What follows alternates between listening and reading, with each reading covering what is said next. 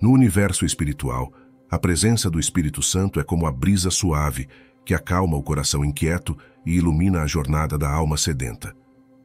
Em João 14, versículo 16, encontramos as palavras reconfortantes de Jesus a seus discípulos: "E eu rogarei ao Pai, e Ele vos dará outro Consolador para que fique convosco para sempre."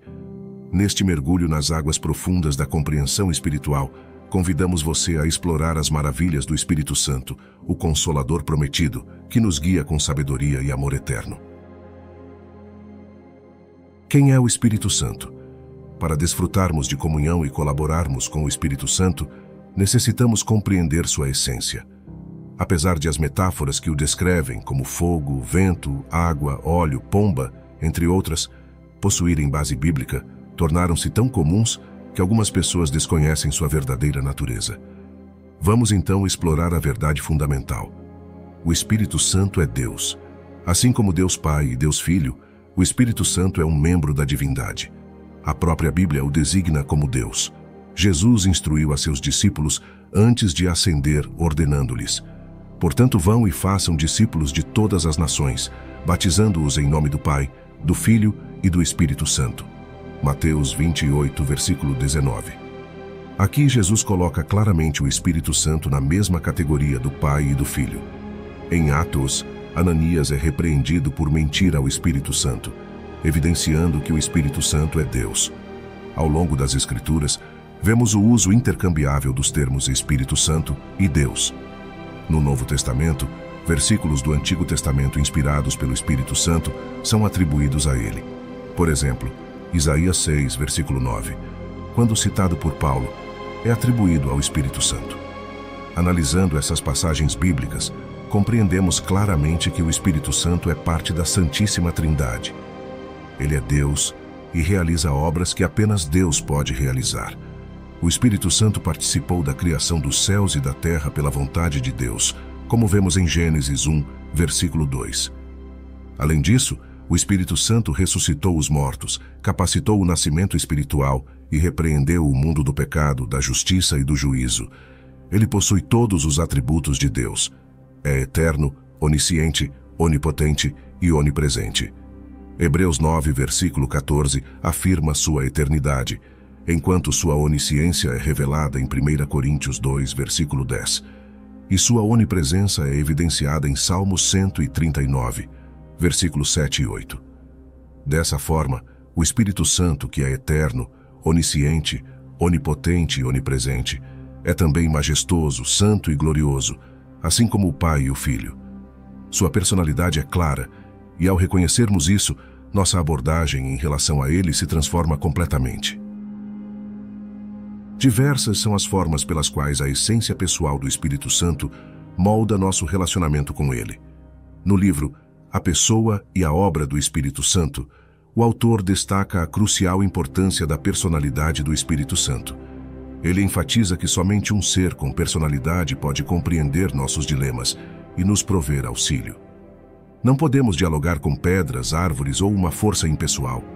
No entanto, como uma pessoa divina, o Espírito Santo é capaz de penetrar profundamente em nossos assuntos e nos socorrer, capacitando-nos a buscar sua assistência.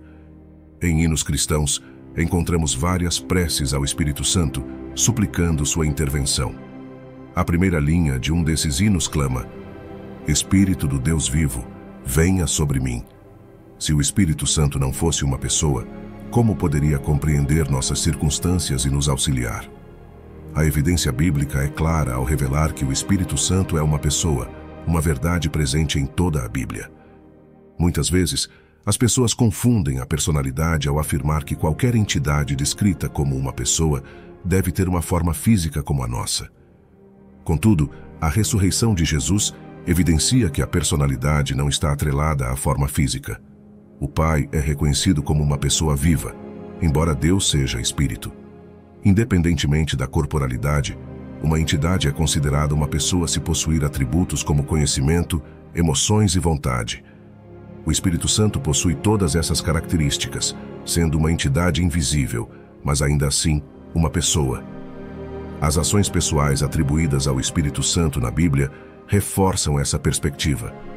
O conhecimento é atribuído ao Espírito Santo, que tem a capacidade intelectual de sondar as profundezas de Deus. Além disso, o Espírito Santo manifesta emoções, derramando o amor de Deus em nossos corações e podendo ser entristecido.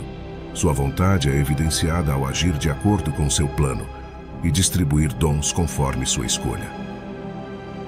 Essas passagens bíblicas destacam a variedade de emoções do Espírito Santo, sua capacidade de interceder, ensinar, guiar e dar comandos. Reconhecer a natureza pessoal do Espírito Santo é fundamental para nossa adoração e serviço. Ele não é uma força impessoal a ser usada, mas uma pessoa real que trabalha em nós e através de nós.